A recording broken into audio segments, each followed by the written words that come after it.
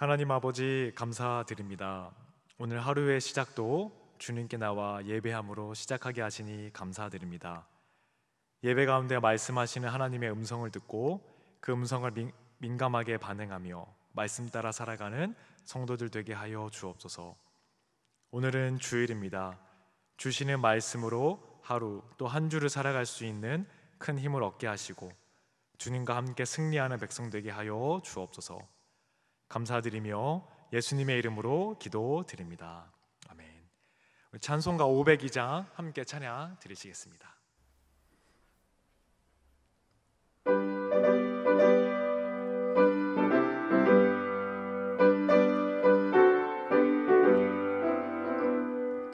제사자들이여 어서 가서 어둠을 물리치고 주의 진리 모르는 백성에게 복음의 빛 비춰라.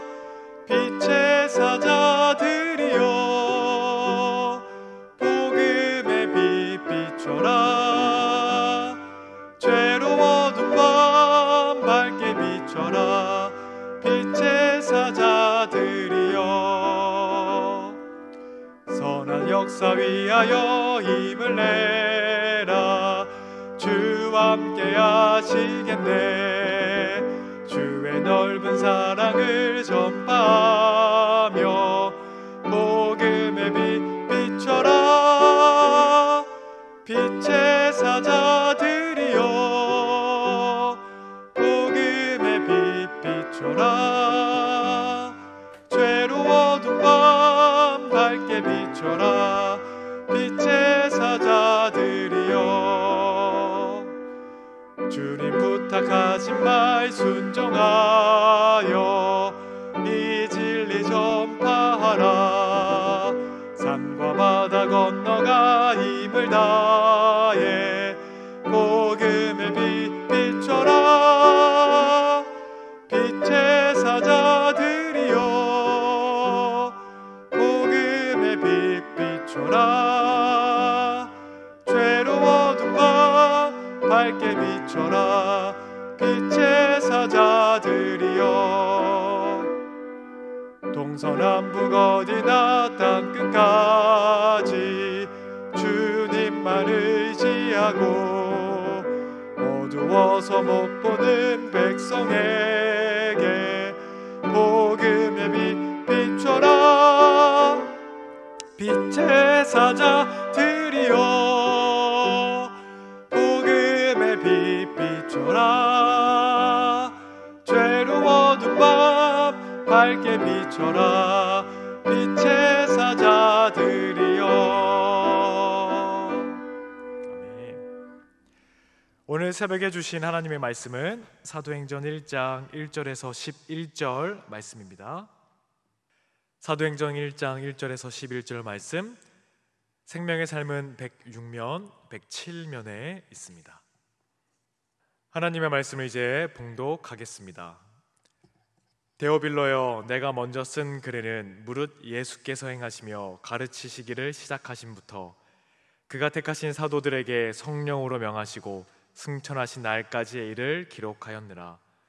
그가 고난 받으신 후에 또한 그들에게 확실한 많은 증거로 친히 살아계심을 나타내사 40일 동안 그들에게 보이시며 하나님 나라의 일을 말씀하시니라. 사도와 함께 모이사 그들에게 분부하여 이르시되 예루살렘을 떠나지 말고 내게서 들은 바 아버지께서 약속하신 것을 기다리라. 요한은 물로 세례를 베풀었으나 너희는 몇 날이 못되어 성령으로 세례를 받으리라 하셨느니라.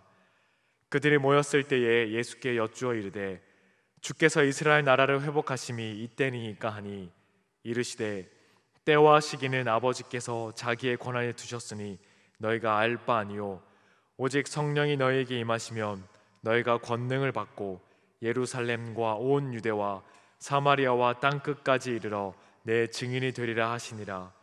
이 말씀을 마치시고 그들이 보는데 올려져 가시니 구름이 그를 가려 보이지 않게 하더라. 올라가실 때에 제자들이 자세히 하늘을 쳐다보고 있는데 흰옷 입은 두 사람이 그들 곁에 서서 이르되 갈릴리 사람들아 어찌하여 서서 하늘을 쳐다보느냐 너희 가운데서 하늘로 올려지신 이 예수는 하늘로 올라가심을 본 그대로 오시리라 하였느니라. 아멘. 이 말씀은 살아계신 하나님의 말씀입니다. 오늘 새벽에 나오신 여러분에게 하나님의 귀한 은혜가 함께 하시기를 간절히 소망합니다. 사도행전의 저자는 누가입니다. 그래서 누가복음과 사도행전의 첫 부분 데오빌로라는 수신자가 동일하게 나오고 있습니다. 누가복음과 사도행전 모두 데오빌로라는 사람에게 쓴 편지임을 우리는 알 수가 있습니다. 그러면서 자연스럽게 우리는 누가복음과 사도행전의 연속성을 살펴볼 수 있습니다. 이 누가복음 결말에는 사실은 그 승천 사건이 자세하게 기록되어 있지는 않습니다. 하지만 정황상 부활하신 예수님이 들려 올라가시고 제자들은 예루살렘으로 돌아왔음을 우리는 알 수가 있습니다. 예수님께서 제자들에게 다시 오신다 말씀하시고 승천하셨을 때에 제자들은 예수님께서 금방이라도 다시 오실 것이라고 생각을 했습니다. 그래서 예수님이 다시 오신다라는 이 복음의 긴박성을 가지고 목숨을 걸고 복음을 전했습니다. 기독교 전승에 따르면 베드로는 로마에서 십자가에 거꾸로 매달려 죽었다고 전해지고 도마는 인도에서 복음을 전하다 순교했다고 전해지고 있습니다. 오늘 본문 사도행전 1장 3절에서 11절 말씀은 누가복음 결말 부분과 같은 상황을 겹쳐서 서술하고 있습니다. 그래서 우리는 사도행전 첫 부분을 통해 누가복음 끝 부분을 보충하면서 읽을 수가 있게 되는 것이죠. 부활하신 예수님은 40일에 걸쳐 제자들에게 나타나시고 또 증거를 보여주시며 하나님 나라의 일을 말씀하셨습니다. 공적 사역 때의 모습과 활동을 똑같이 보여주신 것입니다. 그렇다면 왜 40일입니까? 이 숫자 40은 하나님과 동행하면서 그분의 임재에 참여하는 기간, 가르침과 훈련을 받는 기간, 또한 심판의 형벌을 겪는 기간과 연계가 되고 있습니다. 예수님은 유월절로부터 3일 후 부활하셨고 그로부터 40일 후 승천하셨으며 그로부터 일주일 후 성령이 우리에게 임하셨습니다. 이 기간에 제자들은 하나님 나라에 대해 정확히 배우며 사명을 부여받았을 것입니다. 첫 번째 사명은 예루살렘을 떠나지 말고 아버지께서 약속하신 것을 기다리라는 것이었습니다. 예루살렘에 머물면서 아버지께서 약속하신 것을 기다리라는 명령은 누가복음 24장 49절에 이미 나와 있습니다. 그렇다면 하나님은 무엇을 약속하셨습니까? 그에 대한 답이 이어진 우리 5절에 나와 있는데요, 바로 성령으로 세례를 받으라는 것입니다. 예수님은 성령 강림을 세례로 묘사하셨습니다. 세례 요한 자신이 그랬던 것처럼 예수님은 요한의 물 세례에 빗대어 성령 세례를 제시하고 계십니다. 이 세례로 번역된 이 밥티조라는 이 단어는 강이나 호수에 몸을 담그는 침례를 뜻합니다. 따라서 위로부터 성령이 부어지는 양상은 물에 잠기는 침례 방식과는 다르게 느껴질 수가 있습니다. 그렇다고 요한의 물 세례를 단지 옛 언약에 속한 제의라고 치부할 수는 없습니다. 이 사도행전을 포함해 신약 성경 전체의 물 세례와 성령 세례의 관계는 다층적이고 복합적으로 진행이 되고 있습니다.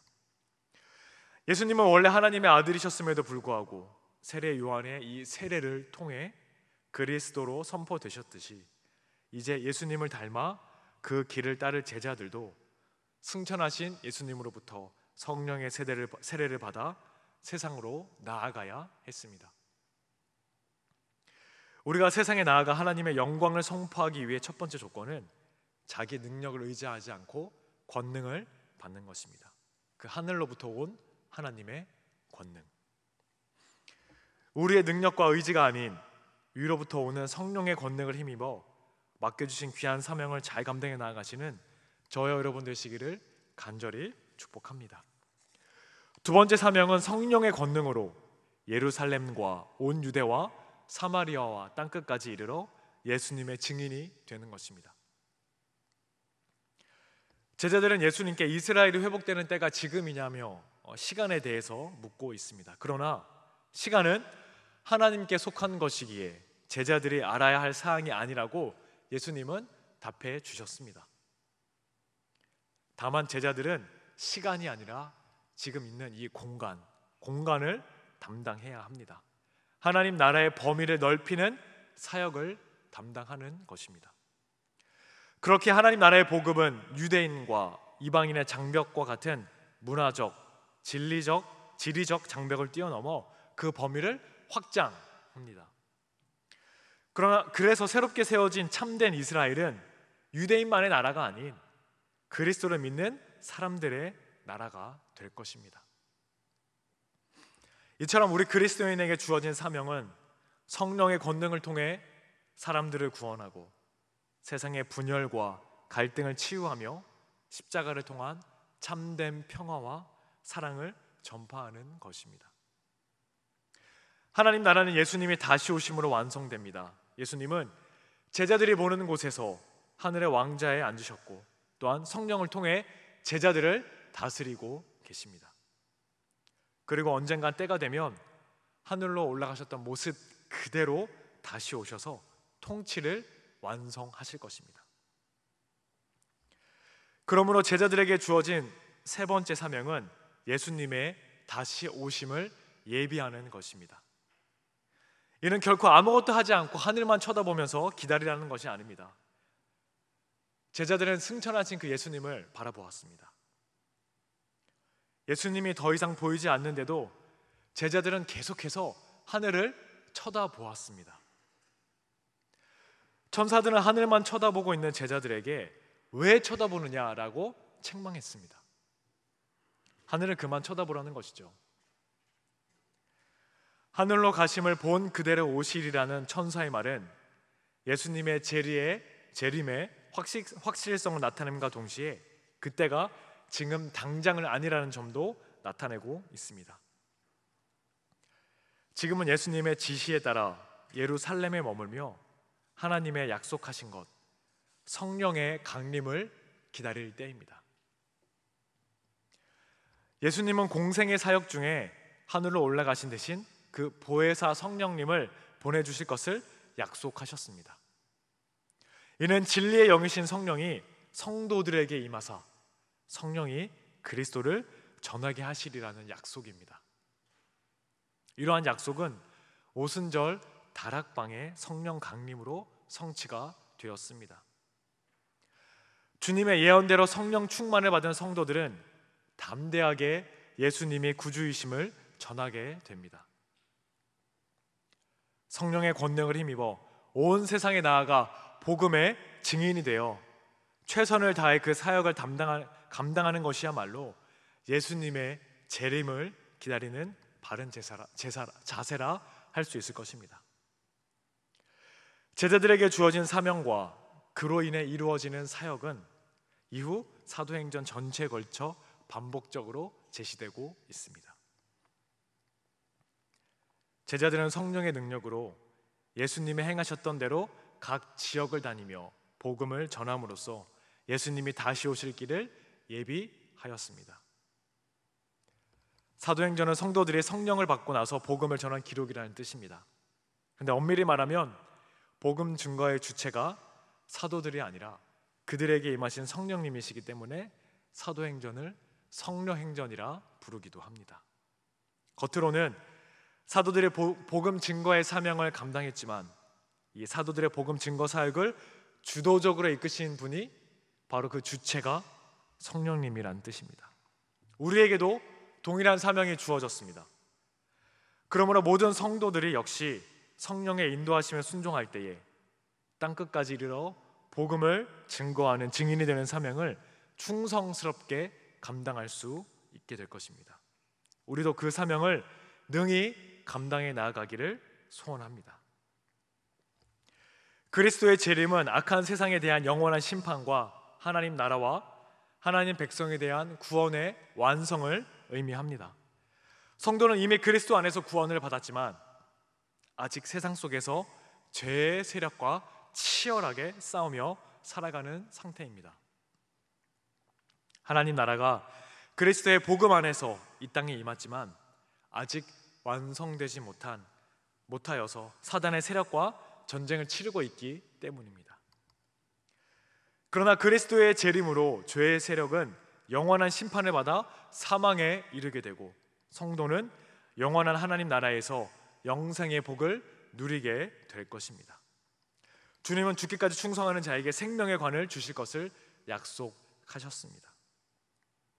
그러므로 성도는 이 세상에서는 당하는 어떠한 고난과 환난에도 굴하지 말고 그리스도의 재림을 기다리며 하나님 나라의 완성을 소망하면서 믿음의 선한 싸움을 싸워야 할 것입니다. 그리스도의 재림은 악인에게는 심판의 날이요 성도에게는 구원이 완성되는 날입니다. 그날의 기쁨으로 맞이하기 위하여서 우리 성도는 죄의 세력과 치열하게 싸우는 경건한 삶을 살아야 합니다. 더하여서 우리는 한 영혼이라도 더 구원하기 위하여 복음 전파의 사명을 충실히 감당해야 합니다. 부활하셔서 승천하신 예수님께서 제자들에게 주신 그 사명을 기억하며 하나님께서 주신 권능을 가지고 이 땅에 예수님의 증인의 삶을 살아가며 다시 오실 주님을 예비하는 그렇게 살아가시는 저와 여러분 되시기를 간절히 축복합니다. 기도하겠습니다. 사랑의 하나님, 감사드립니다. 예수님께서 이 땅에 오셔서 죽으시고 부활 승천하시고 성령을 선물로 주시니 감사드립니다. 이제는 주님께서 주신 그 성령을 의지하여 주님의 말씀을 복음을 전하는 자로 살게 하여 주옵소서. 청소년부의 32명이 일본 비전 트립을 준비하고 있습니다. 아버지의 마음으로 잘 준비하게 하시고 하나님의 비전을 보고 돌아오는 귀한 여행이 될 수 있도록 인도하여 주옵소서. 고은 원로 목사님 건강 지켜주시고 이 시대에 쓰임받는 귀한 주의 사자로 세워주옵시며 허영한 담임 목사님 발길이 닿는 곳마다 그리스도의 보혈의 향기, 사랑의 절정인 십자가의 향기가 진동하게 하옵소서. 막다른 길에서 날아오르고 절벽에서도 비상하게 하시는 하나님의 거룩한 능력의 도구 되게 하여 주옵소서. 오늘 감사의 마음으로 귀한 예물 하나님께 드립니다. 어려운 시기이지만 주님께서 주신 것이기에 다시 주님께 드립니다. 우리의 예물을 통해 하나님의 귀한 사역에 사용될 수 있도록 주님 인도하여 주시옵소서. 오늘 하루를 주님께 의지하며 존귀하신 예수님의 이름으로 기도드립니다. 아멘.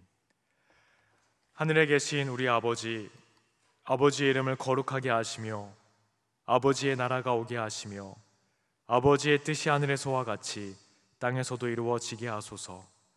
오늘 우리에게 일용할 양식을 주시고 우리가 우리에게 잘못한 사람을 용서하여 준 것 같이 우리 죄를 용서하여 주시고 우리를 시험에 빠지지 않게 하시고 악에서 구하소서. 나라와 권능과 영광이 영원히 아버지의 것입니다. 아멘. 이 시간 기도하실 때에 나라와 민족, 교회를 위해 그리고 오늘 말씀을 놓고 계속해서 기도의 자리로 나아가겠습니다.